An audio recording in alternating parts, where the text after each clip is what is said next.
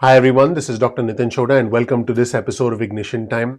Now, we all know about all the fraud that's been going on. I've covered the unemployment benefits fraud extensively on our channel. I was the one who broke the big news on our channel that the IRS took this so seriously that they actually launched a new web page on their website with specific guidelines for viewers and subscribers so that they knew what to do in case they became victims of unemployment benefit fraud. Quite incredible. That now there have been some estimates that almost $200 billion were lost because of unemployment benefit fraud. Now, I've been doing some research about this because I have to be completely honest with you. I'm really concerned about our viewers and subscribers who may be falling victim to unemployment benefit fraud and other types of fraud when it comes to this pandemic, specifically our seniors. Now, here's the problem. A lot of seniors, specifically those who are in their 70s and 80s, unfortunately, they are the ones who are targeted by scammers, and they are the ones who are targeted. And there's many different things scammers can do. They can say, oh, we have a vaccine appointment, we need you to put your information in. And then if you have a senior who's eager to get the vaccine, they may not know that the scammer is trying to get their information, their social. And once the information is out there, then essentially the scammer can do all sorts of things. This is the problem. And so when I started digging deeper into this, I was actually quite alarmed when I came across this particular article that just appeared actually on CNBC. Pandemic-related fraud has cost Americans almost $400 million, $382 million. And folks, here's the problem.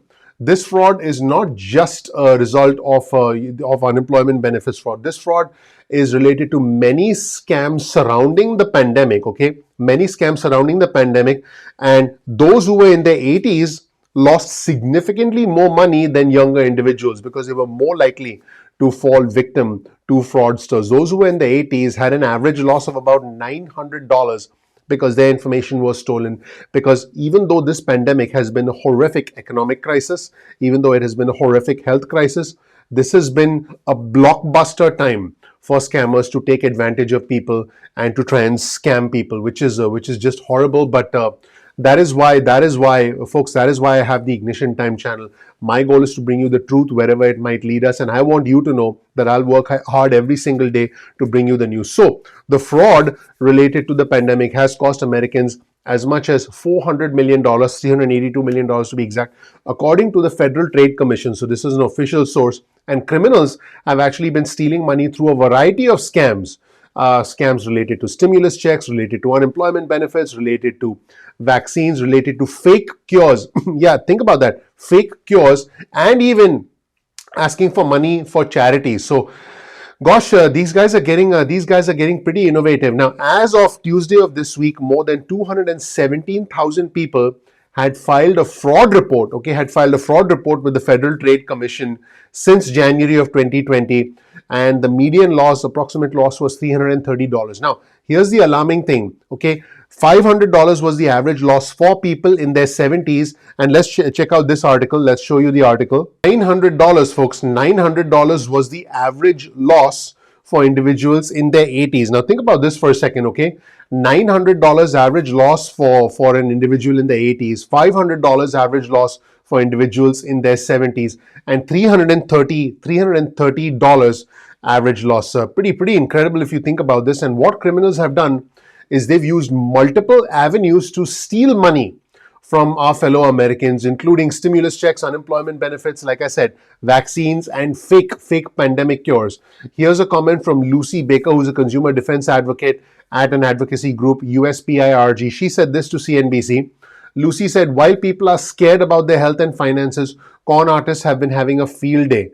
And, basically many complaints have come in.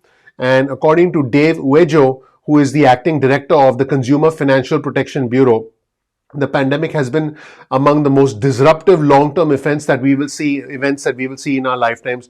Not surprisingly, the shockwaves it sent across the planet were felt deeply in the consumer financial marketplace. In other words, more and more people are being scammed. Now, there have been many complaints. There have been complaints related to debt collection because apparently this has created scamsters trying to take advantage of an individual's social and essentially getting credit cards in their name. And so there's been a lot of identity theft as well.